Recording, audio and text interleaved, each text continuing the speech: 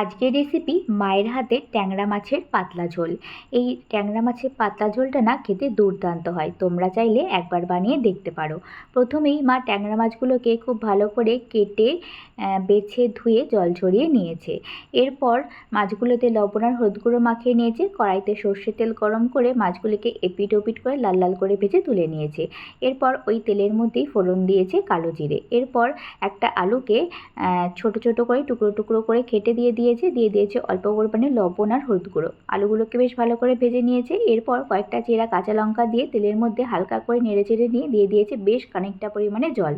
এরপর অ্যাড করছে পরিমাণ মতো হলুদ আর লবণ। এরপর ঝোলটা খুব টকবক করে ফুটতে শুরু করলে ভেজে রাখা মাছগুলো দিয়ে দিয়েছে।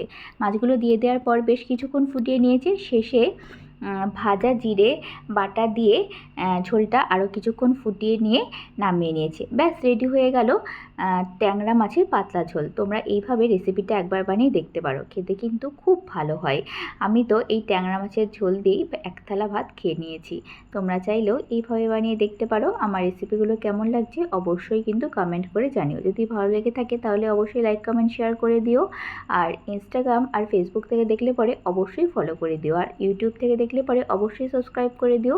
সবাই খুব ভালো থেকো, সুস্থ থেকো, সাবধানে থেকো এবং পজিটিভ থেকো।